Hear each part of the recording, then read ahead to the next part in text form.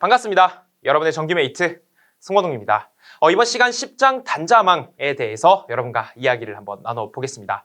여러분 공부를 하다 보면 가끔 이런 의문 들지 않으세요? 이 내용을 내가 지금 왜 배우는 거지? 정확히는 아니 이거 배워서 어디다 쓰려고 그러는 거야?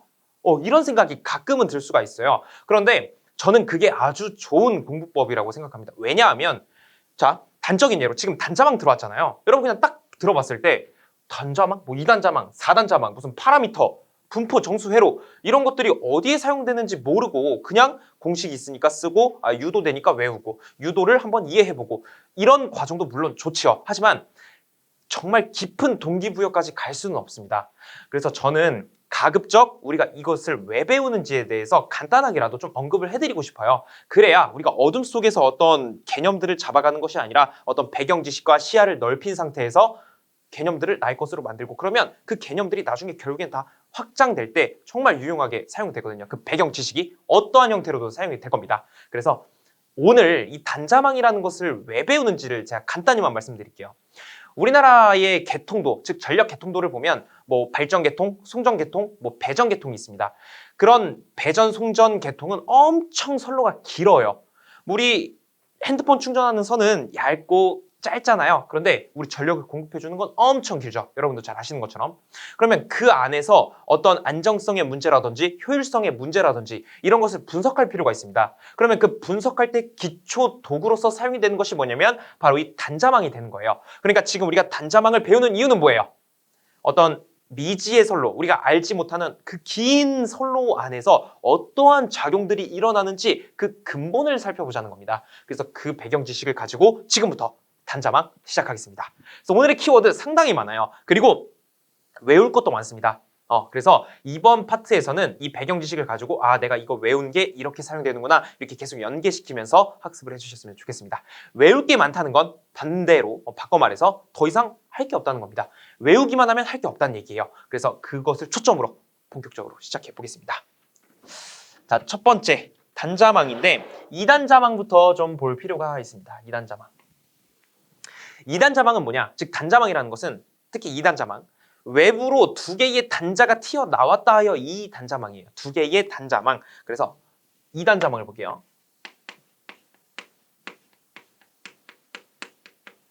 자, 2단자망 이렇게 그려볼게요. 여기 어떤 미지의 회로가 있는 거예요. 미지의 회로. 그리고 선을 두 개를 뽑아봅니다. 여기가 V라고 하고 이거 들어가는 쪽을 I라고 정의를 한번 해볼게요. 자, 여러분 지금 이거 뭐라고요? 이게 지금 미지의 어떤 회로예요. 이 미지의 회로에서 두 개의 가닥이 나와 있는 것을 2단자망이라고 한다고요. 그러면 이 미지의 회로 안에 도대체 어떻게 구성이 되어 있을까? 분명히 이 안에는 어떤 임피던스 값이 들어있을 텐데 그냥 여러분 예를 들어서 이거 세탁기라고 한번 해보세요. 세탁기 회로가 지금은 우리가 어떻게 되어 있는지 모른다고 가정을 해보고 세탁기에서 두 개의 선 나오잖아요. 왜? 하나 플러스 하나 마이너스. 물론 직류지만 하나는 뭐 상, 하나는 중성 이렇게 나오잖아요. 그렇죠? 그래서 그런 느낌으로 봐주시면 됩니다. 그래서 세탁기 안이 어떻게 저항이 구성되어 있는지 L과 C는 어떻게 되어 있는지 직렬인지 병렬인지 그것을 한번 분석해보자는 겁니다. 지금부터 그 내용을 한번 같이 살펴볼게요. 근데 여러분 지금 이 안에를 그러면 어떤 저항, 임피던스 값으로 놓을 수가 있다 그랬잖아요. 임피던스. 그럼 이 임피던스를 전체 전류와 전체 전압으로서 표현을 할 수가 있다고요. 그래서 I분의 어떤 V값. 이것을 우리는 구동점 임피던스라고 합니다. 즉 입구 쪽에서 I분의 V한 것을 구동점 임피던스라고 칭해요. 자, 그럼 이 안에가 어떻게 형성이 되어 있을지 한번 살펴볼게요. 자, 저항이 있고 코일이 있고 콘덴서, 즉 커패시터가 있다고 해볼게요.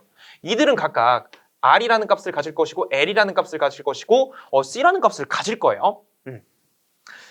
자, 그런데 여기서 우리가 늘 해왔던 건데 R은 그냥 R이에요. 그리고 L은 오메가 L로 바꾸면 J의 오메가 L로 바꿀 수 있어요. 그 다음에 C는 J의 오메가 C 분의 1 이렇게 했었죠. 근데 이제는 이 J 오메가를요 이 S로 살짝 바꿔볼게요. 그래야 해석하기가 좀 더 쉽거든요. 그래서 앞으로 J의 오메가는 S다 이렇게 한번 바꿔보겠습니다. J의 오메가는 S다.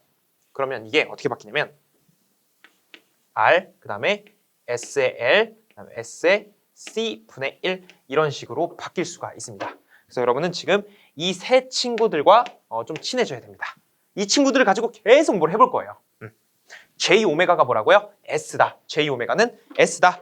자, 그럼 여기서 이제 특징이 있어요. 이거 지금 무슨 회로예요? 직렬 회로예요? 병렬 회로예요? 이것은 직렬 회로라고 할 수 있단 말이에요. 그래서 우리가 여기를 직렬. 아, 직렬. 오케이. 직렬에서 뭐 이렇게 뽑아 나올 수 있네. 그럼 이제 특징을 한번 살펴볼게요. 자, 특징. 직렬 회로에서의 특징은 이렇게 나타낼 수 있습니다. 자, 이걸 임피던스 관점에서 써보면 임피던스는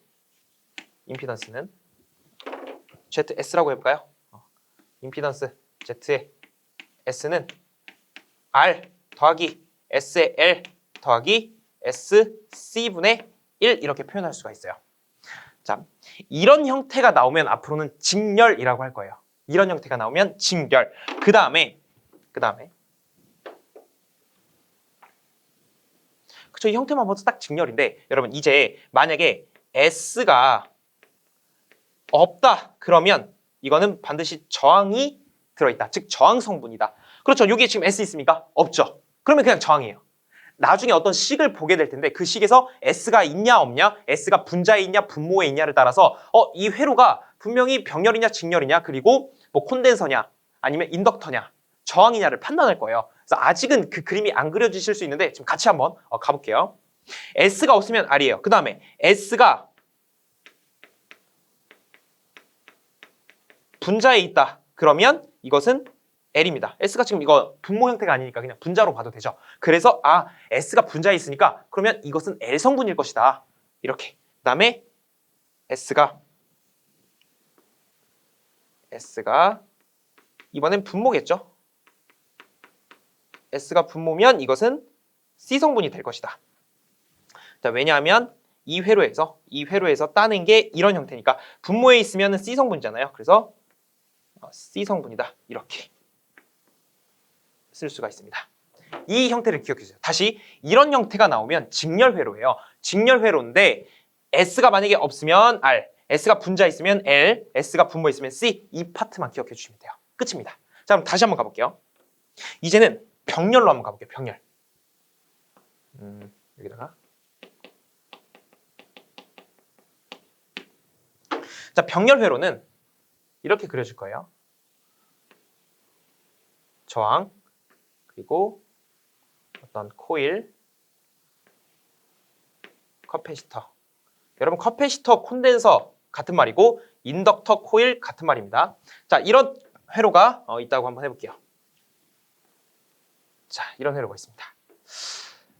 병렬 회로죠. 그럼 여기도 분명히 이제 바로 S로 바꿔서 써볼게요. 제가 여기가 R이 될 거고 이거는 S의 L이 될 거고 얘는 SC분의 1이 될 거라고요. 병렬이니까 이것을 식으로 한번 나타내보면 ZS는 어떻게 표현할 수 있냐면 Z의 S는 병렬이니까 자 R분의 1 R분의 자, 다시 좀 간격을 맞춰서 R분의 1 더하기 원래 SL분의 1분의 1 이렇게 가는 거니까 이게 SL분의 1 더하기 그 다음에 여기도 C니까 SC분의 1 써주는 건데 얘는 한번 뒤집히는 거죠. 그래서 그냥 SC 왜? 원래 SC분의 1 한 다음에 1 해줘야 되잖아요. 그런데 얘는 그냥 SC로 이렇게 들어가는 겁니다. 이렇게 하면은 병렬 회로가 완성되는 거죠. 이러면 이게 병렬꼴이잖아요. 어드미턴스 관점에서 계산하고 뒤집은 거예요. 그래서 이렇게 판단을 할 수가 있습니다. 자, 그럼 여기서 이제 우리가 볼 수 있는 것은 여러분들 만약에 여기에서 S가 없으면 이제 분모에서만 보는 거예요. 역시 S가 없어요. S 없으면 저항성분, 그냥 저항성분 R이라고 가는 겁니다. 만약에 S가 분모에 있다. 분자부터 해볼까요? 여기 맞춰보기 위해서 S가 분자에 있대요. S가 분자에 있으면 이 친구죠. 그러면 얘는 C가 되는 것이고 만약에 S가 이번엔 분모에 있다면 이 친구는 뭐가 되는 겁니까?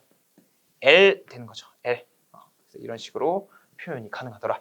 여러분이 그래서 이 패턴을 좀 아셔야 돼요. 만약에 어떤 식을 딱 봤는데 이런 형태예요. 그러면 이 미지 회로는 분명히 직렬일 것이다. 그 다음에 S의 유무, S의 위치에 따라서 직렬은 직렬인데 저 회로는 콘덴서, 즉 커패시터가 있을 것이고 저항이 있을 것이다. 인덕터는 없을 것이다. 이런 식으로 유추를 할 수가 있는 겁니다. 그래서 이것도 마찬가지로 다 괜찮아요. 이 패턴만 알고 계시면 돼요. 패턴.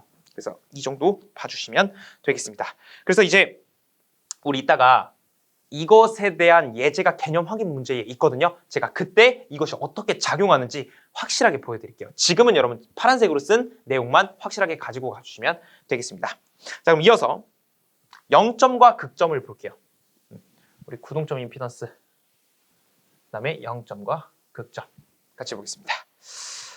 0점과 극점을 여기다가 해보면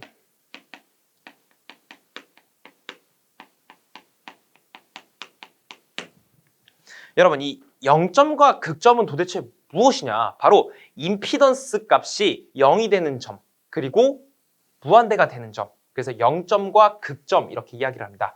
그래서 이거는 어디에 쓰이냐면 보통 그 제어 시스템을 해석할 때 주로 사용합니다. 그래서 나중에 어떤 제어 시스템을 공부하실 일이 있다면 이 내용이 빠질 수가 없어요. 그래서 0점과 극점은 어떤 제어 시스템에 들어가는구나. 이 정도로만 넘어가셔도 되겠습니다. 그러면 0점은 무슨 말이냐? ZS. 자, Z에 S가 있습니다. 이 ZS가 0이 되면 뭐라고요? 0점이라고요. 이거 0점입니다. 그래서 이 친구는 0점. 그리고 이걸 우리는 단락이라고 부를 거예요. 그렇죠. 왜? 지금 임피던스 값이 0이라는 것은 저항이 없는 상태로 전선이 이어진 거잖아요. 저항이 없습니다. 그래서 단락과 같은 상태예요. 자, 그 다음에 ZS가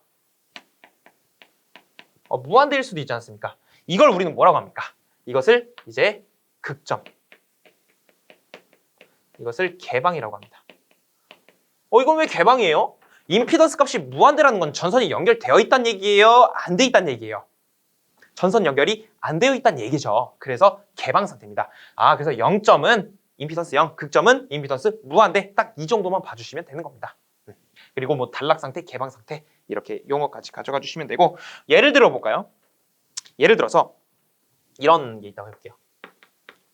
자, 예시는 이렇게.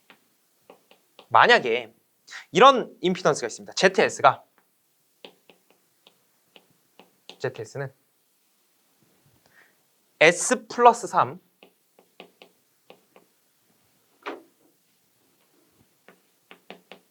그 다음에 S 플러스 4가 있다 그러고 분자는 S 플러스 2로 한번 써보겠습니다.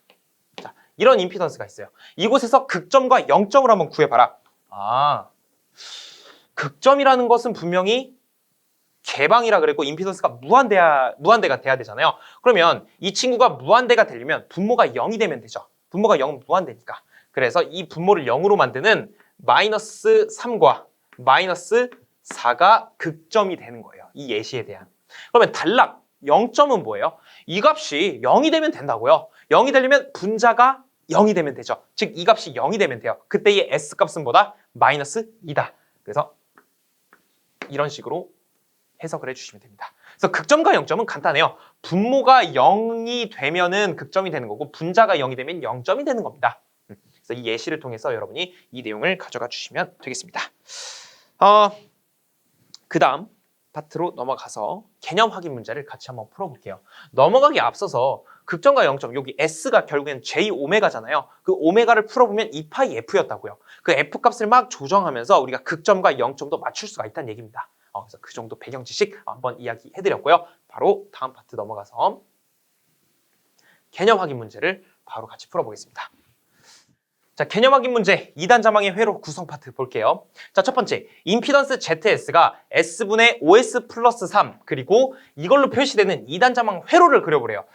지금 딱 이게 그거네. 어떤 미지의 회로가 있는 거예요. 어떤 미지의 회로가 딱 있고 두 개의 단자만 나와 있어요. 그런데 이 안에 어떤 회로인지는 모르겠어요. 직렬인지 모르겠고 병렬인지도 모르겠고 저항이 있는지 없는지도 모르겠어요. 그런데 이것을 분석해 보니까 이런 어떤 함수를 얻었다고 합니다. 그럼 이 친구가 병렬이냐 직렬이냐 그리고 저항이 있냐 없냐 뭐 코일이 있냐 없냐 이걸 한번 따져보라는 얘기입니다. 그래서 얘를 이제 한번 풀어볼게요.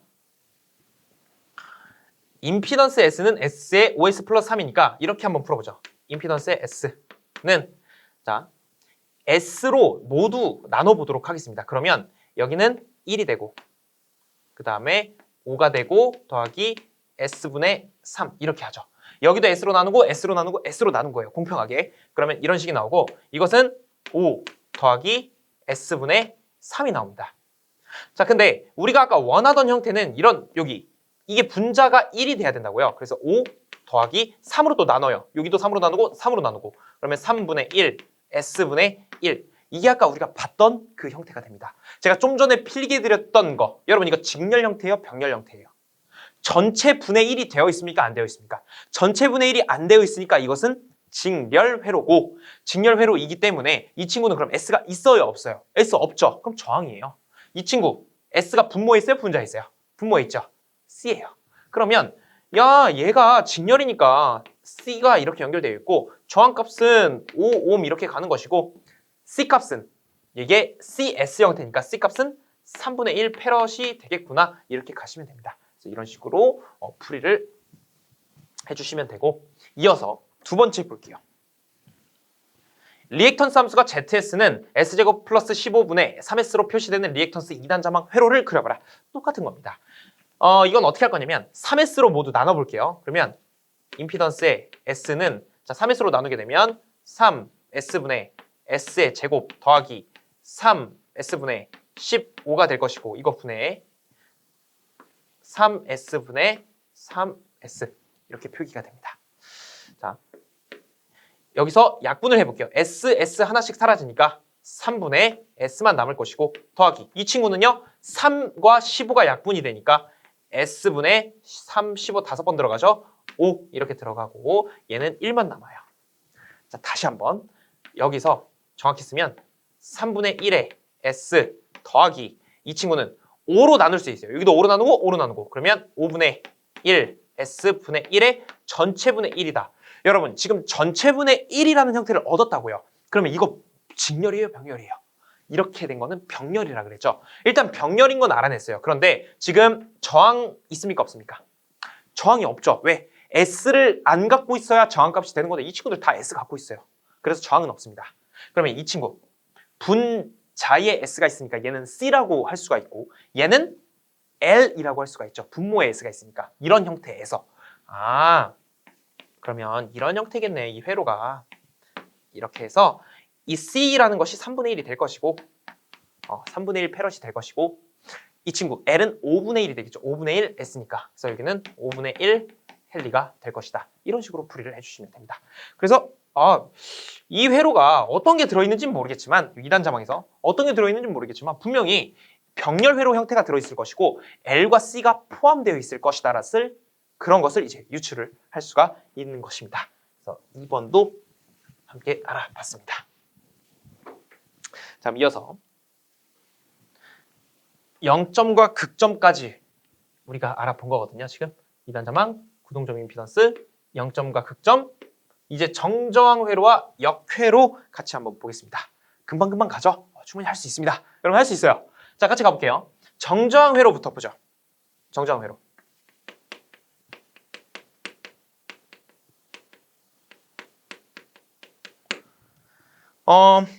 정저항 회로는 뭐냐면 어떤 Z값이 저항값과 똑같아지는 회로를 의미합니다. 그래서 제가 회로를 바로 한번 그려볼게요. 이것도 상당히 간단하게 우리가 개념을 가져갈 수가 있습니다. 여기서 자, 이런 회로가 하나 있고요. 그 다음에 여기서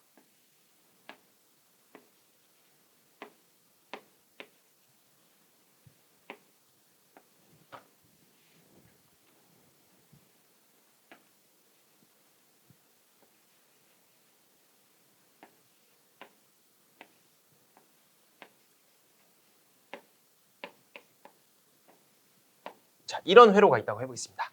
이들의 각각 값들을 한번 작성해 보면 이 친구가 저항 R, 얘도 저항 R, 그다음에 이 친구는 L, 그다음에 이 친구 C, 그다음에 여기도 R, L, 뭐 R, 뭐 C 이렇게 쓸 수가 있습니다.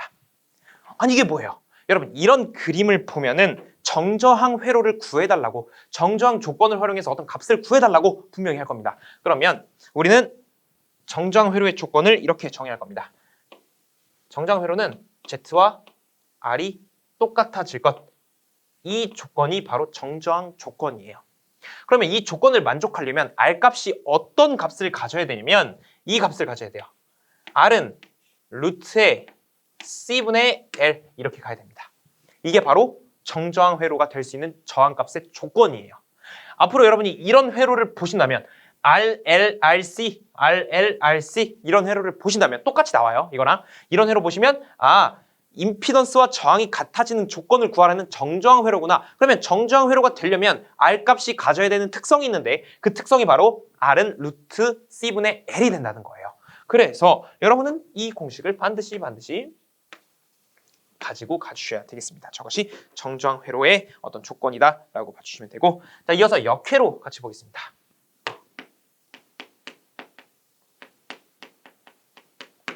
역회로 말 그대로 역 바꿔보자 이겁니다. 쌍대 회로를 이룬다는 거예요. 자, 예를 들어 첫 번째 직렬과 병렬은 이거 어때요? 서로 반대된다. 그쵸? 그 다음에 두 번째 L과 C도 서로 반대될 것이다. 서로가 서로에게 역관계에 있다. 이렇게 표현할 수가 있잖아요. 그러면 이제 이것을 어떻게 표현할 수가 있냐면 보통은 이제 이렇게 표현이 됩니다. 저항이 하나 있고 여기 L이 있고 그 다음에 C가 이렇게 있습니다. 이거에 대한 역회로를 한번 표현해봐라 라고 하는 거예요. 오케이, 이 친구를 제가 L1이라고 한번 표현을 해볼 거고, 자, L1 이 친구를 C2라고 표현을 해볼게요. 자, 이 회로에 대한 역회로를 그려볼 수 있니? 라고 물어본다고요. 그럼 이제 우리 어떻게 해야 되는 거예요? 그 역회로를 그려주면 되는 겁니다. 같이 한번 그려보죠. 자, 역회로 그려봅시다. 자, 역회로가 첫 번째 직렬과 병렬이에요. 여러분 L1과 C2가 직렬이에요, 병렬이에요? 지금 직렬이죠. 그러면 얘네 둘을 병렬로 일단 바꿔줍니다. 그래서 병렬로 가는 거예요. 이렇게 병렬로 했고 여기다가 이제 넣을 겁니다. L1은 인덕터, 즉 L, 인덕턴스잖아요. 이게 커패시턴스로 바뀌어야 된다고요. 즉 커패시터가 코일로 바뀌어야 돼요. 그러면 코일은 커패시터로 바뀌어야 되죠. 반대니까. 그래서 코일을 커패시터로 바꾸면 이렇게 표현하고 저는 이 값을 L1이 바뀌었다 하여 C1이라고 두겠습니다. 자, 그러면 커패시터는 코일로 바뀌어야 됩니다. 그러면 여기서 이렇게 바뀌면 되겠구나. C2가 L로 바뀐 거기 때문에 저는 이곳을 L2라고 적어보고 싶어요. 이렇게. 자, 이때 식을 하나 이끌어 보겠습니다. 자, 식을 이끌어내면 여기가 C1이 아니죠. C2. C1. 죄송합니다. 오케이. 자, 식을 이끌어내보면 C1분의 L1은 C2분의 L2 이렇게 가는 거예요. C2분의 L2 이렇게. 그럼 이게 도대체 뭐냐? 이런 식을 만족할 때 어떤 상수 K의 제곱에 대해서 이 식이 만족된다는 겁니다. 이렇게. 이 내용이 상당히 중요해요. 특히 C1분의 L1, C2분의 L2, 즉 C분의 L, C분의 L인데 여기는 1, 1, 2, 2 이런 식으로.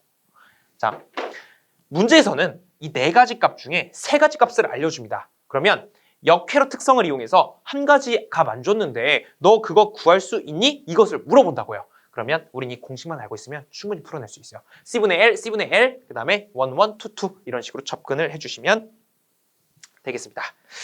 자, 그 다음에 개념 확인 문제를 통해서 어떻게 적용되는지 다시 한번 살펴보도록 할게요. 지금 이 내용이 어떻게 적용되는지. 자, 이런 회로가 이제 나오기 시작하는 거예요. 자, 한번 지워보고. 여기서 그림과 같은 회로가 정저항 회로가 되기 위한 L은 어떻게 되는가? 몇 헬리가 되는가 이런 거 하는 겁니다. 자, 그러면 우리가 분명히 안다고요. 정저항 회로가 된다. 그러면 저항이 어떤 조건을 가지고 있어야 된다고요? 저항 R은 루트에 C분의 L만 만족하면 된다고요. 근데 우리 L 값 구해야 되잖아요. 양변 제곱해 볼게요. 그러면 R의 제곱은 C분의 L 이렇게 쓸 수 있죠. 우리 L 구해야 돼요. 그러면 L만 남기고 이항 정리를 한번 해보겠습니다. 그러면 L은 R 제곱에 C라고 쓸 수 있고, 그럼 R 뭐예요?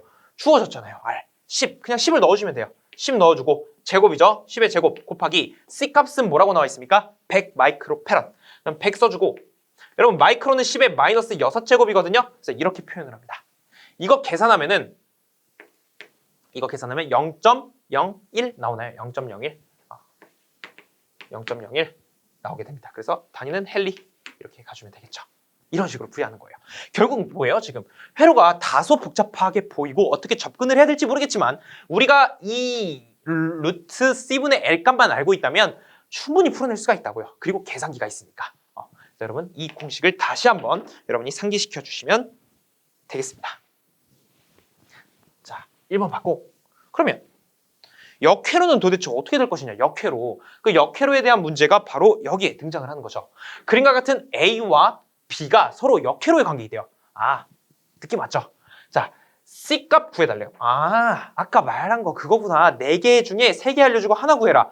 맞습니다. 그러면 바로 한번 적용해 보자고요. 얘를 제가 L1이라고 정의를 했다면, 자, 지금 병렬이죠. 일단 직렬 회로로 바뀔 거예요. 그래서 직렬로 바뀌었어요. L1이었어요. 그러면 얘는 뭘로 바뀌어야 돼요? 코일이니까 커패시터로 바뀌어야 되겠다. 그죠? 그래서 이 커패시터로 바뀐 겁니다. L1이 C로 바뀐 거예요. 근데 우리가 늘 했던 방식대로 L1이 바뀌었으니까 C1이라고 한번 표현해 볼까요? 자, 그 다음에 이 친구는 C2라고 제가 정의해 보겠습니다. C2. 자, C2는 분명히 코일로 바뀔 거예요. 그럼 코일로 바뀌었습니다. 그럼 이것을 C2가 L로 바뀐 거기 때문에 이거를 L2라고 정의를 해볼게요. 그럼 우리 아까 식 만들었던 거 C1 분의 L1은 C2분의 L2 이렇게 있지 않았습니까? 근데 우리 알고 있는 값 뭐예요, 지금? C1 모르고 다 알잖아요. 얘 알죠? 얘 알죠? 얘 알죠? 그럼 C1만 남기고 이항 정리를 하게 되면 어떻게 되냐면 얘가 이쪽으로 오고 이렇게 넘어가죠. 그러면 C1은 L1 곱하기 이렇게 넘어가는 거니까 L2분의 C2. 여기서 L1은 뭐죠? L1이 3 곱하기 미리는 10의 마이너스 세제곱이죠. 곱하기 L2 값은 1.6이에요. 1.6 곱하기 10의 마이너스 세제곱. 그 다음에 C2 값은 0.8. 0.8 곱하기 10의 마이너스 6제곱. 이렇게 계산을 해주시면 됩니다. 이거 계산하면 1.5 마이크로페럿 나오거든요. 그래서 1.5 마이크로페럿 체크해 주시면 되겠습니다. 여러분 여기까지 좀 어떠십니까? 여기까지. 뭔가 조금 속도감 있게 오기는 했지만 결국엔 그 굵직굵직한 공식만 알고 있으면 문제가 풀이가 되는 그런 경험을 하셨을 겁니다. 그래서 이 정도만 해주셔도 괜찮아요. 자, 그럼 이제 계속해서 우리 또 갈 길 가봐야 되겠죠. 조금 힘들지만 같이 한번 가볼게요. 자, 2단 자망했죠. 그 다음에 구동점 임피던스 했죠. 0점 극점했고 정저항 회로와 역회로 점점 클리어하고 있는 겁니다. 자, 이제 4단 자망이 나왔네. 좀 전까지는 우리가 2단 자망을 한 거예요. 2단 자망 말고 이제 단자가 4개 나와 있다요. 4단 자망이 되는 겁니다. 이것 역시 정말 장거리 송전설로 그런 내용에 대해서 분석하거나 안정도 관리, 효율 관리할 때 사용된다라고 봐주시면 되겠습니다. 자, 그러면 4단 자망을 같이 볼게요.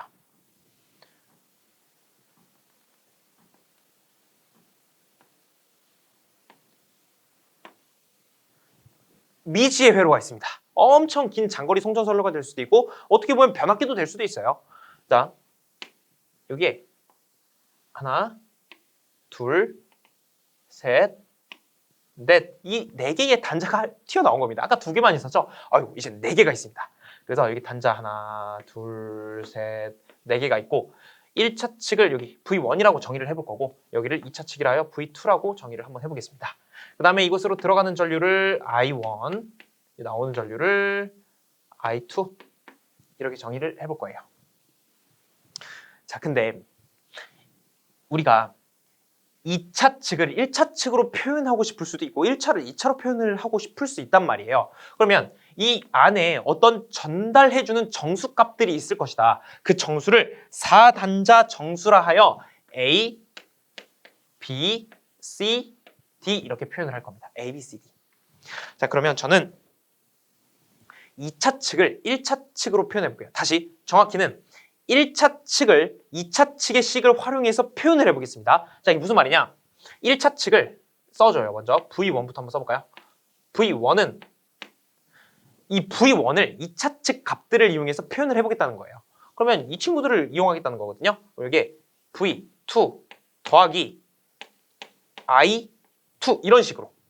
그 다음에 여기도 I1은 V2 더하기 I2 이런 식으로 한번 해보겠다는 거예요. 오케이. 이 ABCD가 이제 어디가 들어가냐면 여기에 다 들어가는 겁니다. 여러분 상식적으로 생각했을 때 아니 그냥 2차 측을 어떻게 1차 측을 표현해요. 그죠? 변환이 될 수가 없죠. 하지만 이 전달해주는 어떤 관계에 있는 그 정수가 있거든요. 그 정수를 여기에 하나하나 넣어주면 그 식이 성립합니다. 그래서 여기를 A, B, C, D 이렇게 곱해주는 거예요. 그러면 저 식이 만족하더라. 그래서 여러분 지금 이 내용이 굉장히 새로운 개념이라서 백지 속에 지금 개념을 채워 넣는 느낌이 들 수가 있거든요. 그게 오히려 좋은 거예요. 그래서 여러분 하얀 바탕에 이런 그림을 그린다라고 생각해 주세요. 천천히 한번 가보자고요. 그래서 우리는 지금 이 A, B, C, D가 도대체 뭘까? 수식으로 어떻게 나타낼까? 행렬로는 어떻게 표현될까? 이거 볼 거예요. 그럼 행렬로 한번 나타내 볼게요. 이 친구 그대로 행렬로 제가 표현을 해보면 이렇게 표현할 수 있어요. 여기서 V1과 I1을 표현할 거잖아요. 이렇게 행렬로 구분을 해주고 식을 다 한번 써보죠. 이렇게. 자, A, B, C, D를 그대로 가져와 주세요. 여기 A, B, C, D 이렇게 가고 그 다음에 여기도 I2와 V2가 하나, 둘 들어옵니다. 그러면 위에서부터 V2, I2 이렇게 되는 거예요. 자, 이게 뭐냐? 여러분 행렬 계산할 때 A 곱하기 V2 더하기 B 곱하기 I2 그래서 이거 하나 만드는 거거든요. 그 다음에 C 곱하기 V2에서 하나 만들고 더하기 D 곱하기 I2 이렇게 해서 위식을 만드는 겁니다. 그래서 위의 식을 아래의 어떤 행렬식으로 표현이 가능하다는 거예요. 그래서 이 형태를 꼭 여러분은 기억을 해주셔야 되겠습니다. 꼭 기억해 주셔야 돼요. 그 다음에 이 친구들을 우리는 뭐라고 한다고요? 4단자 정수 ABCD라고 부를 겁니다. 이게 기본 토대예요. 앞으로 우리가 해석하는 데 있어서. 자, 그러면 이것을 한번 해볼게요. 만약에 I2가 0이면은 이거 무슨 상태입니까? I2가 0이면 I2가 0이라는 건 뭐예요? 전류가 2차 측에 안 흐른다는 얘기잖아요. 2차 측에 흐르지 않는다는 얘기는 2차 측이 개방 상태라고 할 수가 있는 거죠. 그래서 I2가 0이라는 건 개방 상태입니다. 개방 상태. 그럼 개방 상태에서 4단자 정수를 어떻게 끌어낼 수 있냐? I2가 0이에요. 그럼 이 I2가 0이죠? 그럼 이가 없어지는 거죠? 그러면 V1은 AV2만 남죠. 위에만 봤을 때. V1은 AV2. 그럼 A에 대해서 식을 나타내면 A는 V2분의 V1이 될 것이다. 그렇죠. 이것을 우리는 전압 이득이라고 합니다. 아, A가 의미하는 것이 전압 이득이구나. 이렇게 봐주시면 되는 거예요. 그 다음에 여기 밑에를 볼게요. I2가 0이래요. 그러면 C 값은 뭐예요? 이거 이제 없어지는 거니까 C 값은 V2분의 I1이죠. C는 V2분의 I1. 자, 이거는 어떻게 표현할 수 있어요? 임피던스는 I분의 V거든요. 근데 얘는 V분의 I죠. 그럼 임피던스의 역수죠. 어드미턴스라고 표현할 수 있습니다. 그래서 얘를 어드미턴스 이렇게 표현되는 거예요. 이렇게 해서 A와 C를 정의했습니다. 똑같이 해보는 거예요. 이번에는 I2가 아니라 V2가 0이다. 그럼 이것은 단락 상태거든요. 이건 왜 단락입니까? V2가 0이라는 건 이 양단에 전압이 안 걸린다는 얘기예요. 그렇다는 얘기는 이 선과 이 선이 아무 저항 없이 딱 연결되어 있다는 겁니다. 그럼 전압이 걸리지가 않죠. 등전이가 돼버리니까. 그렇죠. 그래서 V2가 0일 때를 보자는 거예요. 자, V2가 0일 때. 그럼 이제 이 친구가 0이니까 여기 가리세요. 그럼 남는 거 뭐예요? V1은 BI2죠. 그럼 B에 대해서 쓸 수가 있다고요. B는 I2분의 V1이죠. I2분의 V1 이렇게 할 수 있어요. 자, 여러분 임피던스는 I분의 V. 이거 임피던스가 되는 거죠. 임피던스. 그 다음에 V2가 0이래요. 이거 없어지죠? 그러면 DI2는 I1과 똑같다. 그쵸? 그럼 D는 I2분의 I1. 그래서 D는 I2분의 I1. 이것이 이제 뭐가 되는 겁니까? 전류 이득이 되는 겁니다. 전류 이득. 그러니까 어떤 2차와 1차의 B, 2차와 1차의 B를 어떤 이득 관계라고 하거든요. 그래서 이렇게 표현을 할 수가 있는 거예요. 여러분이 그냥 이것만 보면 도대체 무슨 말인지를 모르겠어요. 그런데 이것만큼은 여러분이 I2가 0? 그럼 개방 상태네? 하나씩 없애볼까? 한번 없애보는 거예요. 그래서 이 식을 만들어보고 이 식은 이득, 이거는 어드미턴스를 표현하는 거니까 얘도 마찬가지로 V2를 없애보는 거예요. 0으로. 그래서 이런 식으로 해야 이 값들을 뽑아내고 나중에 문제풀이 할 때 좀 더 폭넓게 이해할 수 있습니다. 지금은 조금 까다로울 수 있고 힘들어요. 힘든 게 맞습니다. 그런데 제가 같이 여러분 하니까 할 수 있잖아요. 우리 할 수 있습니다. 여러분 힘든 거 잘 아는데 이 고비만 잘 넘기면 돼요. 이 고비만. 너무 잘하고 계십니다. 계속 같이 한번 가볼게요. 어쨌든 이 내용 여러분 기억을 해주시면 되고요. 그 다음에 4단자 정수의 성질을 보겠습니다. 이게 조금 중요할 수 있는데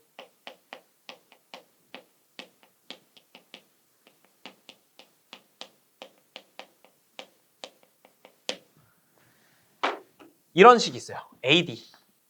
A과 D가 곱해졌고 마이너스 B, C를 했을 때 1이 나왔다. 이게 4단자 정수의 성질입니다. 그래서 AD-BC를 하면 1이 나와요. 1이 나와요. 이게 4단자 정수의 성질이고 그 다음에 대칭 4단자일 경우에는 A 값과 D 값이 서로 같습니다. 대칭일 때. 여러분 만약에 문제를 푸시면서 이 회로망은 대칭이다라고 한다면 A와 D는 똑같다라고 놓고 풀어주시면 되는 거예요.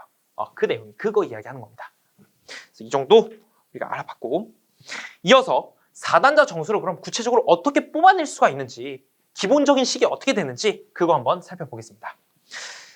4단자 정수 뽑아내기.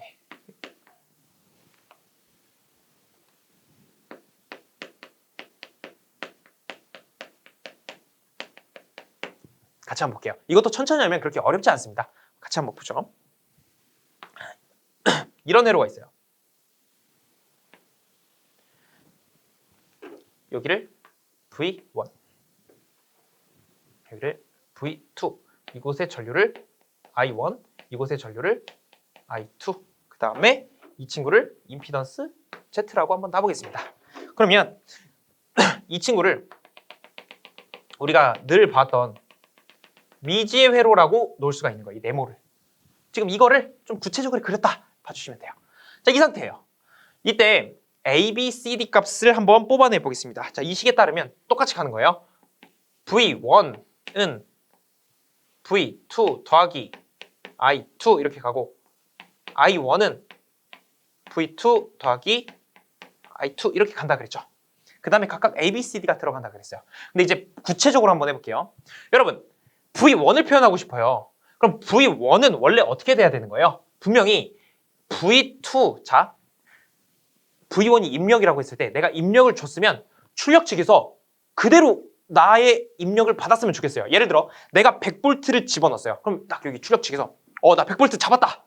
이렇게 됐으면 좋겠는데 내가 여기서 100V를 딱 줬을 때 이 100V가 그대로 가는 게 아니죠. 중간에서 막 손실이 발생한다고요. 그럼 나 받는 입장에서는 100V가 안 왔고 90V밖에 안 왔는데 이게 바로 우리가 늘 얘기했던 전압 강화라고 할 수 있는 거죠. V1 100만큼 줬어요. V2에서 100 받습니까? 못 받아요. 이 임피던스에서 전압 강화 발생합니다. 즉, 이 미지의 회로에서 전압 강화가 발생한다는 얘기예요. 그래서 식으로 써보면 V1은 원래는 V2가 돼야 되는데 중간에 전압 강화 발생해요. 그래서 I2Z로 표현할 수가 있는 거예요. 전압 강화를. 전류 곱하기 저항이니까.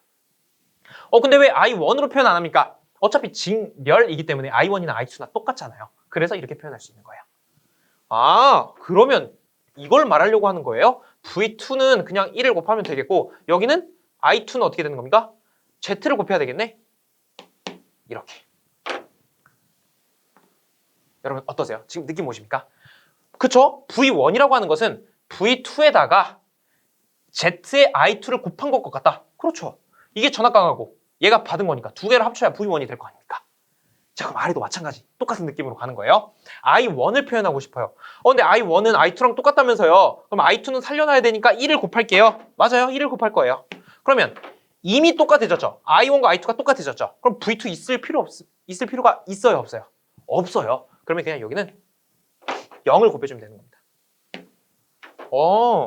그럼 지금 4단자 정수가 나온 거예요.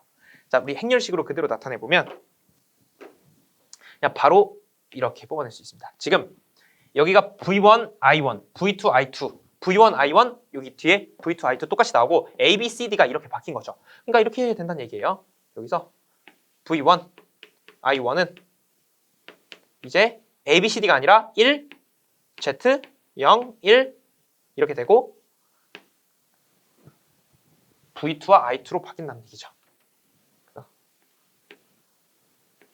V2, I2 그러면 이게 뭐다? 우리가 원하는 4단자 정수가 나오는 거다. 어디서? 직렬에서. 직렬에서 이렇게 나온다는 겁니다. 우리가 외워야 될 건 이거예요. 결국엔 A, B, C, D 직렬에서 이렇게 봐주시면 되고 자, 그 다음 이제 병렬도 한번 해봐야 되지 않겠습니까? 병렬 똑같아요. 자, 해볼게요. 이렇게 이번엔 여기 이렇게 있는 거예요. 마찬가지로 여기가 V1, 여기가 V2, 그 다음에 이곳이 I1, 이곳이 I2. 얘는 병렬 연결되어 있기 때문에 바로 어드미턴스 Y 값으로 써볼게요. 어드미턴스 관점에서 접근을 하니까. 자, 그럼 똑같아요. 똑같이 가는 겁니다. 자, V1은 V2 더하기 V1은 V2 더하기 I2 그 다음에 I1은 V2 더하기 I2 이렇게 쓸 수가 있어요. 그럼 이제 V라고 하는 건 어떻게 표현할 수 있냐면 병렬이죠. 병렬에선 전압이 모두 동일하다고요. 그러면 이 친구를 살려놔야 돼요. V2를 살려야 돼요. 왜? V1과 V2는 똑같으니까. 그래서 여기 1 곱해주고 여기는 0을 곱해주는 겁니다. 그래야 V1과 V2만 살아남죠. 얘 없어지는 거잖아요. 식 만족하죠. 그 다음 아래쪽 볼게요. 전류는 I1은 어떻게 보면 전체 전류죠. 이게 왔다가 이 노드를 기준으로 하나는 이쪽 이렇게 나뉠 거 아닙니까? 그러면 I2는 일단 살려요. 그런데 I2로 가는 거는 알겠어요. 근데 아래쪽으로 가는 전류는 뭔지 모르잖아요. 근데 이곳에 걸리는 전압이 뭐라고요? V1, V2 똑같은 값이니까 그냥 V2로 정의할 수 있다고요. 그럼 이곳에 걸리는 전압이 V2고 이곳에 어드미턴스 Y가 있으니까 그 두 개를 그냥 곱하면 되는 거죠. 그래서 여기에 Y 값이 들어가는 겁니다. 너무 어려운데요. 이게 무슨 말입니까? 원래 여러분 저항에서 이런 형태잖아요. 지금. 그쵸? 근데 이곳에 걸리는 전압이 V2라면서요. V2. 그러면 전류 I는 임피던스 분의 전압이잖아요. 근데 임피던스 값 자체가 지금 놓기를 임피던스 분의 1. 다시 여기를 임피던스로 놨을 때 이 상태에서 Y 값이 주어진 거잖아요. 근데 잘 보면 여기가 Y라고 한다면 임피던스 이렇게 풀었을 수 있죠. 이렇게 이거를 그럼 이거 뭐예요? 이게 죄송합니다. 여기가 V죠. 이렇게 그럼 이게 뭐예요? Y죠. 그래서 Y 곱하기 V를 하면 Y 곱하기 V를 하면 Y 곱하기 V2를 하면 그곳에 흐르는 전류값이 되는 겁니다. 전류값이. 그래서 이렇게 표현할 수 있는 거죠. 그래서 이곳으로 오는 전류 더하기 이곳으로 가는 전류 더해야 그것을 해야 I1이 되더라. 이런 식으로 표현을 합니다. 자, 그러면 이제 결과값 V1, I1 이거 하면 이거는 1, 0, Y 혹은 Z분의 1도 괜찮습니다. 1 V2, I2 이런 식으로 표현되는 거예요. 그럼 우리가 알고 가야 되는 것은 바로 이 식이 되는 거죠. 때로는 이게 Z분의 1로도 여러분이 암기를 해도 되니까 여기서 제가 말씀드리고 싶은 것은 이 과정 다 알아야 됩니까? 아니요. 여러분 아니에요. 다 몰라도 되고 이거 그 다음에 이거 직렬과 병렬에서 이렇게 표현이 되더라. 이 정도만 파악을 해주시면 될 것 같습니다. 이렇게 해서 4단자 정수를 알아봤고, 그럼 이제 이 친구들이 어떻게 되냐면 좀 응용이 되는 거예요. 응용이 어떻게 됩니까? 이제 T형 회로와 파이형 회로라는 걸로 응용돼요. 이거를 알아야 T형과 파이형이 해석돼서 제가 좀 구체적으로 설명을 드린 겁니다. 그러면 T형 회로, 뭐 T형 회로만 있는데 어떻게 되어 있냐면 그냥 T처럼 돼 있다요. T형 회로예요. 이렇게 해서 자, 이런 회로입니다. 뭔가 T처럼 생기지 않았습니까? T. 그럼 각각 값을 한번 적어볼게요. 여기가 임피던스 1, 그 다음에 여기가 임피던스 2, 여기가 임피던스 3라고 해볼게요.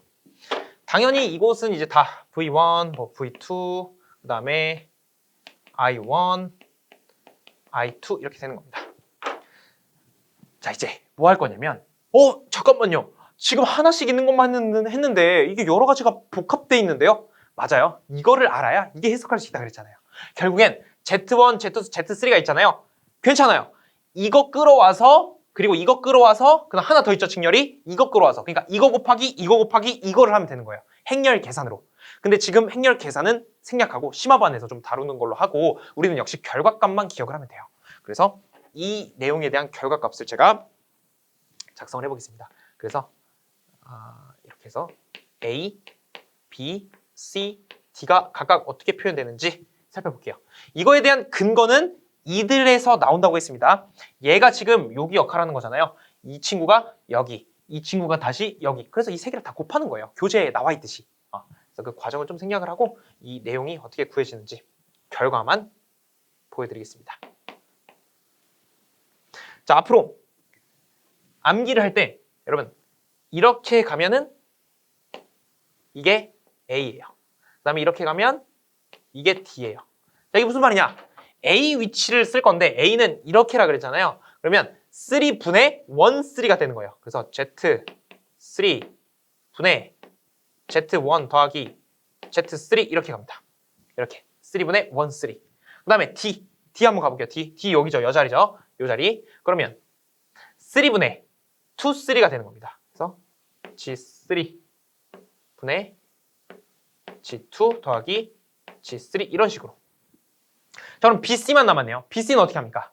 일단 C가 쉬워요. C는 Z3 분의 1로 가는 거예요. Z3분의 1. 얘 혼자 있죠? C 여기다 써주는 겁니다. 이렇게. 그럼 남은 거. 얘 했으니까 B만 하면 되겠다. 그럼 B는 어떻게 한다? B는 얘가 약간 T처럼 생겼잖아요. 그래서 형태도 약간 T처럼 나와요. 그래서 Z3분의 이거 곱하고 다 더해주는 겁니다. 그래서 어떤 형태로 하는 거냐면 Z1, Z2 더하기 Z2, Z3 더하기 Z3, Z1 이렇게. 그러면 이렇게 식이 하나 만들어지죠. 이것이 바로 T형 회로에서의 4단자 정수가 되겠습니다. 그래서 기본적인 내용을 가지고 이 내용을 이끌어낸 거예요. 그럼 결론, 여러분 이거 암기하셔야 됩니다. 암기할 게 정말 많죠. 정말 많습니다. 그런데 어쩔 수 없어요. 하셔야 돼요. 그래서 제가 정말 죄송스러운 말씀이지만 하셔야 된다. 하셔야 된다. 그래야 문제를 풀 수가 있다. 직결되는 내용이기 때문에 절대로 이거를 넘어갈 수 없습니다. 그리고 표현할 때 이게 약분돼서 Z3분의 Z3 플러스 Z3분의 Z1 이렇게 나눌 수 있고 그건 1로 약분이 되죠. 그래서 뭐 1 플러스 Z3분의 Z1 이렇게 표현도 가능합니다. 얘도 마찬가지고요. 그래서 T형 회로는 뭐 이렇게 표현이 가능하다. 자, 그러면 파형 회로로 한번 넘어가 보겠습니다. 파형 회로는 이 친구 지워볼게요.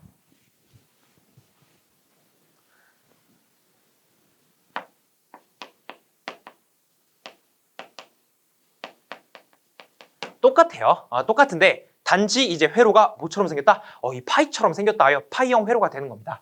그래서 이렇게 한번 제가 그려볼게요.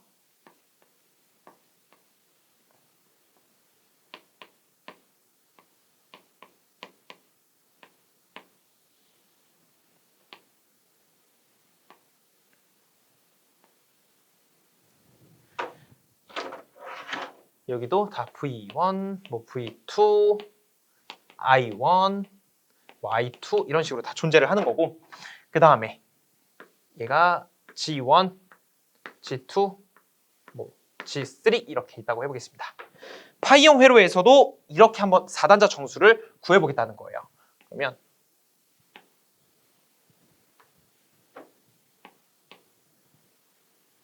여기도 A, B, C, D 뭐 이렇게 있지 않겠습니까? A, B, C, D. 그러면 얘가 어떻게 표현이 되는지 한번 보도록 하죠. 아까 제가 이게 뭐라고요?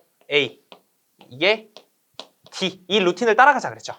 그럼 A는 3분의 2, 3가 되는 거예요. 3분의 2, 3. 그래서 Z3 분의 Z2 더하기 Z3 이런 식으로 표현이 됩니다. 그 다음에 이 친구 D죠. 그럼 1분의 1, 2. 그래서 Z1분의 Z1 더하기 Z2 이런 식으로 표현이 가능합니다. 자, 그 다음 B 가볼게요. B는 쉬워요. 그냥 Z2예요. Z2 이렇게 가는 거고. 그 다음에 C죠. C는 파이처럼 생겼어요. 파이처럼. 그래서 다 더해줘요. Z1 더하기 Z2 더하기 Z3 해주고 그 다음에 Z1, Z3 이렇게 가주면 됩니다. 자, 이거 하면 뭐예요? 이것이 바로 우리가 암기해야 할 파이형 회로의 4단자 정수가 되는 것입니다. 그래서 이렇게 파이형 회로의 4단자 정수를 이끌어낼 수가 있게 됩니다. 외울 거 많죠? 외울 게 상당히 많이 있습니다. 그런데 다시 한번 말씀드리지만 바꿔 생각해보는 거예요. 그러니까 이런 부정적인 상황에서 생각의 전환을 한번 해보는 거죠. 그럼 반대로 내가 이것만 암기하고 있으면 문제 푸는데 지장이 없다는 얘기잖아. 그렇게 접근을 하자고요. 근데 그게 사실이거든요. 그래서 제가 강조 드리는 것만 이런 막 유도 과정까지는 여러분 잘 모르셔도 돼요. 근데 제가 밑줄 쳐가면서 이건 꼭 외우셔야 합니다. 이것은 꼭 여러분이 가져가 주셨으면 좋겠습니다. 그래서 파이형 회로까지 여러분과 살펴봤고 칠판 한번 지우고 우리 개념 확인 문제 어떻게 구성되어 있는지 같이 한번 살펴보겠습니다. 자, 개념 확인 문제 보겠습니다. 문제를 읽어보려고 그랬는데 문제가 굉장히 길어요. 그리고 어려워 보입니다. 하지만 우리 좀 전에 제가 말씀드렸던 것처럼 우리가 배웠던 것만 알고 있으면 오히려 문제가 쉽게 풀릴 수가 있다고요. 그 말이 사실인지 아닌지 직접 한번 풀어보겠습니다. 같이 보시죠. 그림과 같은 4단자 회로망에서 출력측을 개방하니까 V1이 12V, I1이 2A, V2가 4V이고 출력측을 이번엔 단락했대요. 단락해보니까 V1이 16이고 I1이 4, I2가 2A였다고 합니다. 이때 4단자 정수 ABCD를 구해달라고 하는 건데 자, 아직은 어려워 보여요. 근데 우리 배웠던 거 보십시오. V1을 A 곱하기 V2 더하기 그 다음에 I1은 C 곱하기 V2 더하기 D 곱하기 I2 이렇게 나타낼 수가 있었다고요. 자, 이때 이 조건 뭐였어요? I2가 0일 때 이거 개방이었죠. 왜냐? 지금 출력측을 개방했대요. 그때의 값들을 나열하고 있으니까 I2를 개방했을 때, 즉 I2가 0이죠. 개방했다는 건 전류가 흐를 수 없으니까. 그럼 I2에 다 0 넣는 거예요. 그럼 이 친구 죽죠. 그러면 A는 V2분의 V1이다. A는 V2분의 V1이다. 자, 그 다음에 이 친구 살아남죠. 이 친구 없어지니까 그러면 C는 V2분의 I1 이렇게 되는 겁니다. 자, 그 다음 이번엔 I2 말고 V2는 0이다. 이거 뭐야? 단락이죠? 왜? 우리 지금 출력측도 단락했대요. 그때 조건 보자는 겁니다. 자, V2를 단락했다는 건 이 친구들 다 사라지는 거죠. 그러면 B와 D만 남네요. 자, B부터 해볼게요. 자, B는 I2분의 V1. 그렇죠? 얘 없어지니까 I2 넘어가서 I2분의 V1. 그 다음에 D는 I2분의 I1. 이렇게 해놓고 이제 값만 대입하면 끝납니다. 자, 같이 볼게요. 개방했을 때 V1이 12V였대요. 얘가 12. 그 다음에 V2는요? 4. A는 3. 끝. 자, C 구해볼게요. 자, C. 개방했을 때 V1, V2, I1 값 알고 있으니까 V2 뭐예요? 4. I1은 2. 이거 0.5죠. C도 구했네. 그 다음 B 한번 해볼게요. 이제는 단락이에요. 단락했을 때 값을 보는 겁니다. 자, 단락했을 때 I2 값이 2래요. V1 값이 16이래요. 이거 하면 8. 그 다음에 I2 값이 2래요. I1 값이 4래요. 이거 2. 끝났습니다. 그래서 A, B, C, D 값을 모두 구했고 그것을 만족하는 것은 정답은 4번 38 0.52, 38 0.52 이런 식으로 풀이를 해주시면 되겠습니다. 막상 풀고 나니까 정말 친절하게 값들을 다 알려주고 있다고요. 이렇게 우리가 배운 것만 잘 알고 있으면 다 풀 수 있습니다. 그리고 이 문제가 좀 어렵게 느껴지실 수가 있는데 그것은 왜 그러냐면 이게 어렵게 나온 거예요. 바꿔 생각해서 이 범위 안에서 어렵게 나올 수 있는 거의 상위권 친구라고 봐주시면 됩니다. 그래서 이렇게 어렵게만은 나오지 않고 좀 더 쉽게 나올 수 있는 경향도 많으니까 너무 걱정하지 않으셔도 됩니다. 그리고 이걸 풀 줄 알면 나머지도 다 풀 수가 있는 거예요. 자, 그 다음에 그 밑에 이제 2번, 3번 있는데 그 내용들은 제가 좀 전에 파이형 회로, T형 회로 말씀드렸던 거 그 내용 그대로 들어가서 작성을 꼭 해주셔야 됩니다. 꼭 해주셔야 돼요. 한번 여러분 잠깐 영상 멈춰놓고 스스로 한번 작성을 해보세요. A가 이렇게 슬래시, D가 슬래시, 그다음에 각각의 값들이 이렇게 됐지? 한번 꼭 적어보셔야 됩니다. 그건 꼭 알고 계셔야 돼요. 그래서 그 내용 한번 적어보시고 이제 바로 다음 파트로 넘어와 주시면 되겠습니다. 자, 그럼 이어서 여러분 문제 푸셨다는 가정을 하고 자, 제가 다시 영상 멈출 기회 드리겠습니다. 제가 이거 체크할 때까지. 자, 여러분 아직 늦지 않았어요. 스스로 한번 적어보고 오는 거예요. 자, 이제 ZY 파라미터로 들어가 보겠습니다.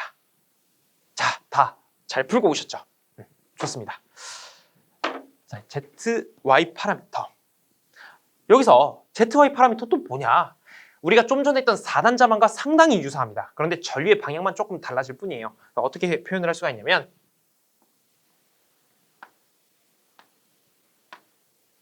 똑같이 이렇게 단자가 하나, 둘, 셋, 넷 이렇게 표현이 가능합니다. 그리고 다 똑같아요. 여기도 V1, 여기도 V2, 그다음에 이쪽 가는 게 I1. 근데 이제 전류 방향이 안쪽으로 들어온다고 봐주세요. I2 이런 식으로. 그리고 이제 표현을 할 때는 A, B, C, D가 아니라 Z11, Z12, Z21, Z22 이런 식으로 파라미터 형식으로 표현할 겁니다.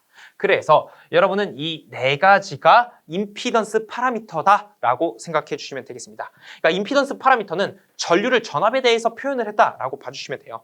그러니까 바로 행렬식으로 써볼게요. V1, V2 이게 바로 잡혀있고 그 다음에 이것은 임피던스 파라미터 Z11, Z12, Z21, Z22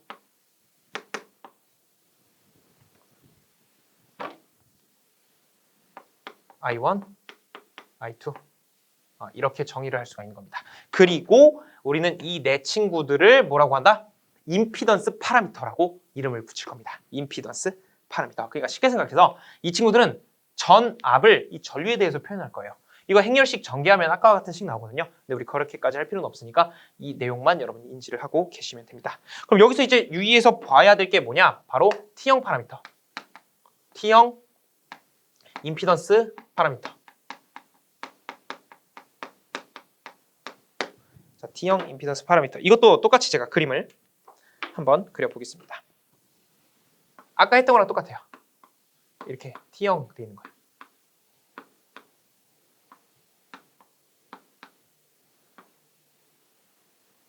자, 이런 식으로 들어가 있는 거죠.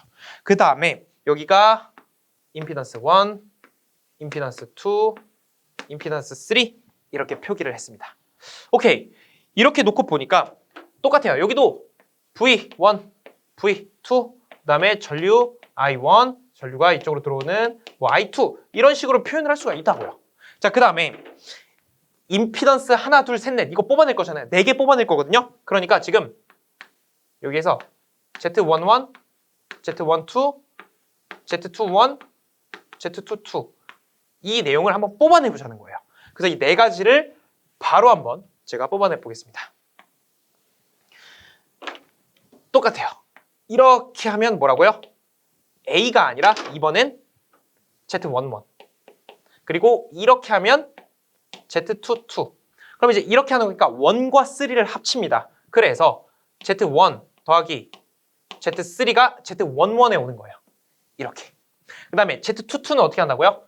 2, 3 더한다고요. 그래서 Z2 더하기 Z3 이런 식으로 표현을 할 수가 있는 겁니다. 자, 그 다음 3가 혼자 남아있죠? 이번엔 간단해요. Z3 다 채워주면 돼요. 이렇게 끝입니다. 그러면 각각 하나, 둘, 셋, 네 개가 하나, 둘, 셋, 넷 이렇게 온다. 이거 역시 어떻게 해야 돼요?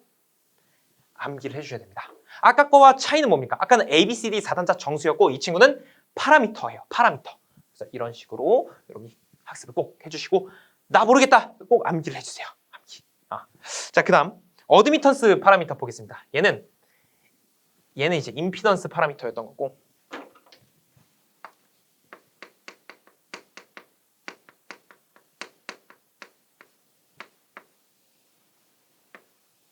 이제는 어드미턴스 파라미터 볼게요. 똑같아요. 해석하는 건. 이제 병렬 관점에서 해석을 하겠다는 거죠. 자, 이건데 어드미턴스 파라미터도 여기가 이제 y로만 바뀌면 끝나는 거예요. 그래서 따로 저것은 적진 않겠습니다. 그럼 바로 행렬로 표현을 하더라도 이제 뭐만 바뀌는 거냐면 전류를 전압으로 표현하는 거예요. 그래서 행렬로 그냥 바로 바꿔보면 이렇게 쓸 수 있습니다.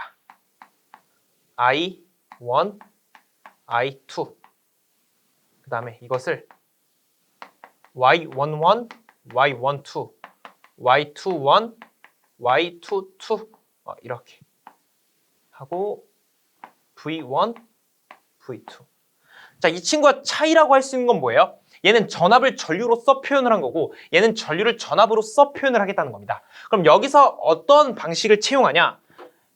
파이형 파라미터, 다시 파이형 Y 파라미터를 채용할 건데 우리는 일단 이것을 어드미턴스 파라미터라고 부를 것입니다. 그러면 파이형에서 어떻게 해석되는지를 같이 보자고요.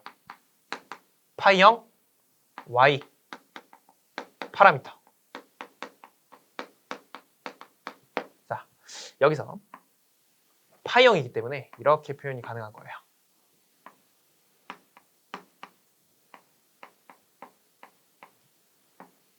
자, 이렇게 됩니다. y이기 때문에 이곳을 y1, y2, y3 이렇게 표현을 해볼 거고 그 다음 다 똑같아요. v1, 여기 v2, 그 다음 이곳이 i1, i2 자, 근데 조금 다른 게 있어요. 우리가 암기할 때 아까 전부 다 이렇게 순서로 갔잖아요. 얘는 조금 다릅니다. 한번 보세요. 제가 이 네 개를 이끌어 보겠습니다. 그러면 이번엔 이렇게 먼저 가는 거예요. y1 더하기 y2 이게 뭐라고요? y11 그러면 얘는 뭐가 되겠어요? y22 아까랑 조금 다르죠? 방향만 좀 반대니까 y2, y3 y2 더하기 y3 자, 이렇게 됐습니다. 자, 그럼 외롭게 있는 이 y2를 어떻게 할 거냐? 마이너스 y2 마이너스 y2 이렇게 하면 끝납니다. 그래서 결론 우리가 암기를 해야 되는 부분은 바로 어드미턴스 파라미터 이 네 가지가 되는 것입니다. 외울 거 참 많다, 그죠? 근데 외울 게 조금 더 있습니다. 계속 같이 가볼게요. 그 다음에 이상변압기 이건 쉬워요. 이상변압기 뭐 내용이 쭉 나와 있는데 결과식만 가지고 가면 됩니다. 얘는 이제 우리 아까 A, B, C, D에서 A, 0, A분의 1, 1 여기 A, 0, 0, A분의 1이죠. A, 0, 0, A분의 1 이렇게 알고 계시면 돼요. 더 이상 이렇게 넘어서 안 나와요. 그러니까 이 범위를 넘지 않아요. 이상변압기의 4단자 어떤 값으로 틀린 것은 A, 0, 0, A분의 1 이렇게 나와야 되는데 뭐 A, 1, 1, A분의 1 이런 거 틀린 겁니다. 그래서 이것만 역시 암기를 해주고 계시면 되겠습니다. A0에 A분의 1 그래서 이상 변압기까지 봤고 자, 이제 이어서 영상 파라미터로 넘어갑니다. 자, 영상 파라미터도 칠판을 한번 지우고 시작해 볼게요. 자, 이어서 영상 파라미터 같이 보겠습니다. 영상 파라미터까지 왔다는 것은 우리가 이제 거의 다 왔다는 얘기예요. 정말 많은 내용을 다뤘었는데 이제 한 2걸음만 걸어가면 이 10장 단자망 파트가 끝납니다. 그래서 조금 힘드시더라도 그럼에도 불구하고 같이 한번 가보자고요. 우리 기지개 한번 켜고 시작할까요? 자, 이렇게 쭉 더 하고 싶은데 마이크 때문에 아마 숨이 들어가서 저는 많이 못 움직입니다. 그래서 저 대신에 여러분이 많이 움직여주세요. 우리 딱 뭉친 근육을 풀어주고 마지막 스퍼트 지금부터 시작해보겠습니다. 자, 영상 파라미터는 뭐냐면 그런 거예요. 자, 여기 어떤 회로가 있어요. 자, 제가 회로를 이렇게 바라보고 있습니다. 자, 회로 바라보고 있어요. 뭐가 보여요. 뭐 보인다. 보인다. 뭐가 보입니까? 아, 임피던스가 보이네. 아, 임피던스가 보이는 거예요. 그래서 지금 요 회로, 미지 회로 있잖아요. 이렇게 쳐다보는 거예요. 이 방향으로 이렇게 쳐다봅니다. 그럼 뭐가 보여요? 뭐가 보인다고요? 임피던스. 그 임피던스를 여기다가 갖다 걸어 놓는 거예요. 그래서 우리가 어떤 투영된 것을 거울처럼 반대에 놓는다 하여 어떤 영상 파라미터라고 이야기를 하는 겁니다. 그래서 영상 파라미터, 즉 이것을 이제 영상 임피던스라고 하거든요. 영상 임피던스를 딱 하나 달아놓는 거예요. 아, 근데 여기서도 바라볼 수 있지 않습니까? 맞습니다. 여기서 바라보면 보여요. 뭐가 보이지? 임피던스. 그 임피던스를 바깥에다가 이렇게 출력치게 이렇게 달아놓는 거예요. 이것을 우리는 역시 영상 임피던스라고 합니다. 그럼 우리가 여기서 알아야 되는 포인트는 뭐냐면 바로 그 영상 임피던스가 어떤 값을 갖습니까? 라는 물음이에요. 간단합니다. 정말 간단해요. 여러분 ABCD 아세요? ABCD? 그냥 ABCD 가면 됩니다. ABCD 끝. 자, Z0 끝. 자, 다시 정확히 Z0 1이죠. 자, Z0 2 가볼게요. 여기 영상 임피던스. 이 2죠. 02. 이거는 D, B, C, A 이렇게 표현할 수 있습니다.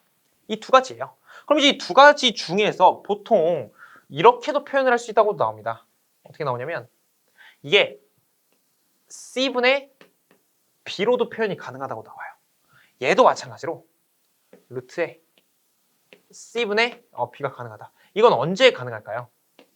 대칭일 때 가능합니다. 얘도 대칭일 때. 대칭일 때 이게 왜 가능해요? 여러분, 대칭일 때 우리 영상 초반부에 A와 D가 똑같다 그랬잖아요. 즉 A와 D가 똑같으니까 C와 B만 남죠. A와 D가 똑같으니까 C와 B만 남더라. 이것까지. 자, 그 다음 문제에서는요. 이런 것도 물어봐요. 영상 임피던스 02, 01 나는 뭐니? 도대체 뭐니? 이걸 물어봐요. 그러면 그대로 이거 넣고 대입해서 값을 계산을 해보면 D분의 A라는 값이 나옵니다. 제가 계산을 해왔습니다. D분의 A. 자, 그 다음 두 개를 곱하는 경우도 제시를 합니다. 이것은 어떤 값이 나오냐면 C분의 B가 나오더라고요. 계산해보니까. 결국엔 약분 되는 거예요. 루트 안에서. 곱셈은 또 곱셈끼리 되는 거고. 그래서 우리가 가져가야 될 내용은 하나, 둘, 셋, 넷 이거예요. 물론 이제 영상 파라미터 여기 파트에서요. 상당히 많은 내용이 있습니다. 근데 대부분은 이 안에서 끝난다는 얘기예요. 또 다른 내용 대표적으로 뭐가 있냐면 영상 전달 정수라는 게 있는데 그것과 어떤 쌍곡선 함수로 표현하는 게 있어요. 근데 그거는 기출문제를 만났을 때 그때 이것만 공부하면 되겠구나 정도로 끝내주시면 되고 이 친구는 굉장히 많이 나오는 거거든요. 80, 90%는 이 안에서 나온다고 보시면 됩니다. 그래서 이것만 알고 계셔도 이 파트는 충분히 풀 수 있으니까 너무 걱정하지 않으셔도 돼요. 그래서 영상 파라미터는 이 정도로 살펴보도록 하겠습니다. 자, 그럼 이어서 대망의 마지막 분포 정수 회로를 보겠습니다. 분포 정수 회로. 여러분, 분포 정수 회로는 뭘까요? 송전선로가 엄청 길거든요. 수십 킬로미터에서 수백 킬로미터까지 그 전선이 쭉쭉쭉 뻗어나가는 거예요. 그 전력선이. 그럼 그 안에 R과 L과 C와 G라는 성분들이 막 혼합이 돼 있다고요. 그 혼합된 것들을 한번 표현해보자, 해석해보자 이거예요. 그래서 간단한 표현으로 이렇게 그림을 그릴 수가 있습니다. 와, 굉장히 복잡해 보이죠? 하지만 걱정하지 않으셔도 돼요. 이게 보내주는 측, 여기가 받는 측, 저기가 서플라이, 리시브 이렇게 봐도 됩니다. 그래서 이 중간중간에 굉장히 많은 RLCG가 있잖아요. 그것을 그냥 함축해서 어떤 식으로 표현을 해보자는 거예요. 굉장히 큰 송전선로에서, 긴 송전선로에서.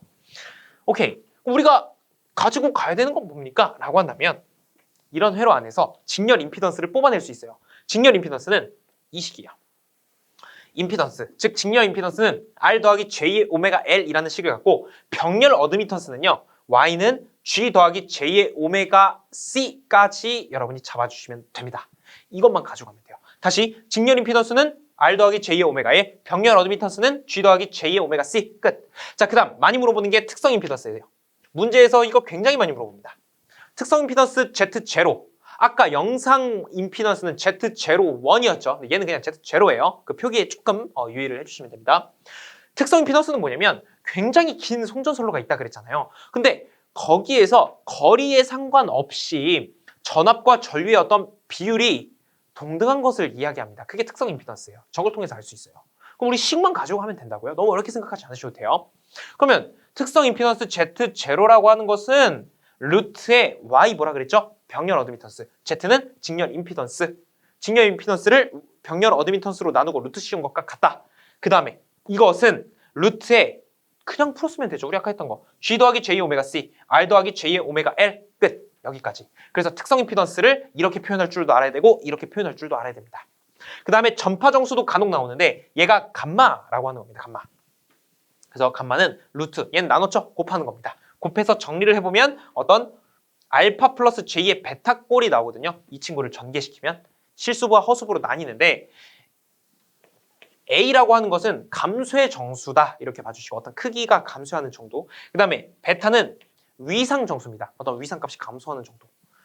그래서 여러분이 알파와 베타를 의미 정도만 가지고 가주시면 나중에 좀 도움이 될 겁니다. 그래서 이런 식으로 표현할 수 있구나. 가지고 가야 되는 거 다시 직렬 임피던스가 무엇인지 병렬 어드미턴스가 무엇인지 특성 임피던스를 어떻게 표현할 수 있는지 전파 정수를 어떻게 표현할 수 있는지 여기까지는 반드시 이 분포 정수 회로에서 여러분 꼭 기억을 하고 계셔야 된다는 거. 자, 그 다음 이런 게 나와요.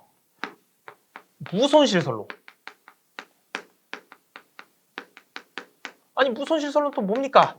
말 그대로 손실이 없는 선로라는 거예요. 이 세상에 있을 수가 없는 거죠. 하지만 이상적으로 한번 생각을 해보자는 겁니다. 자, 무손실 선로의 조건입니다. 저항이 0이어야 되고 컨덕턴스 G라고 하는 값이 0이어야 돼요. 이 조건을 만족할 때 무손실 선로라고 합니다. 자, 문제에서는 이렇게 물어봐요. 무손실 선로일 때 특성 임피던스 너 구할 수 있니? 이걸 물어본다고요. 그러면 특성 임피던스가 이 식을 가지고 있고 여기서 R과 G가 0이라고 했죠. 그럼 얘는 그냥 없는 거죠.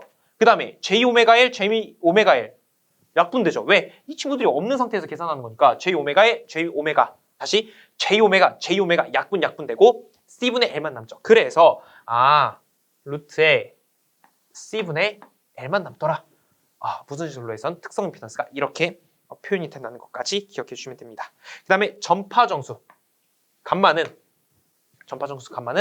여러분 이거 R도 0이고 G도 0이니까 이거 없어지죠. 그럼 결국에는 이 친구 두 개 곱하면 되는 거죠. 그러면 J 오메가 제곱에 LC 이렇게 되는 거죠. J 오메가 제곱하고 LC가 되는 겁니다. 그래서 이거를 조금 해석해 보면 정확히는 여러분 여기에 뭐 루트를 이렇게 씌워줘야 되겠죠. 이렇게 루트 이렇게 해놓으면 J 오메가 곱하기 J 오메가는 바깥으로 빠져나갈 수 있고 그래서 J 오메가의 루트 LC LC는 바깥으로 못 빠져나가죠. 그래서 J 오메가의 루트 LC 값을 얻어낼 수가 있습니다. 이게 바로 무손실 선로에서의 특징이다. 이렇게 봐주시면 되겠습니다. 무손실 선로에서. 자, 그 다음 무외형이라는 것도 있습니다. 무외형. 무외형 선로. 이거의 조건은 뭐냐면 RC는 LG다. RC는 LG다.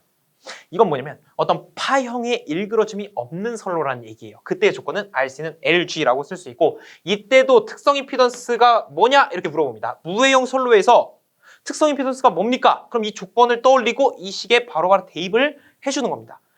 그것을 제가 대입을 해서 결과식으로 가져와 봤는데 역시 얘도 루트 C분의 L이 나오더라고요. 루트 C분의 L. 그 다음에 감마는 RG, LC가 나왔어요. 루트 RG 더하기 J 오메가의 LC 이렇게 식이 도출이 되었습니다. 자, 그래서 우리 아까 이런 형태가 나온다 그랬잖아요. 전파 정수는. 여기서 얘가 뭐예요? 알파, 감쇄 정수. 얘가 위상 정수, 베타 이렇게 표현할 수 있는 겁니다. 그 다음에 그럼 얘는 뭡니까? 얘는 알파가 없는 거죠. 알파가 0인 거죠. 베타만 어떤 J 오메가 루트 LC 뭐 J는 잠깐 생략해 볼게요. 이런 식으로 쓸 수가 있는 거죠. 끝입니다. 조금 정리가 되시나요? 너무 많죠. 그래서 한 번에 좀 정리를 해봤어요. 이거를 정리를 해보면 이런 식으로도 표현이 됩니다. 여기서 자,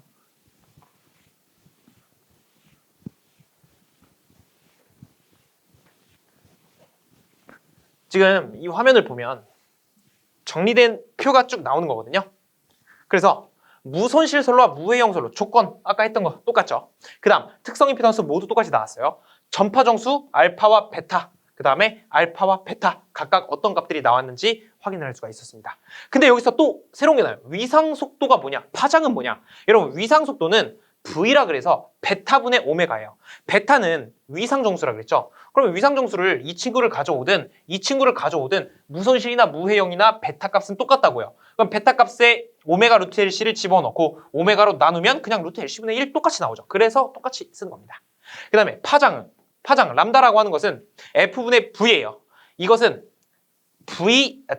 F분의 V인데 이것을 베타분의 오메가 곱하기 F분의 1로 쓸 수 있습니다. 왜? V가 베타분의 오메가라면서요.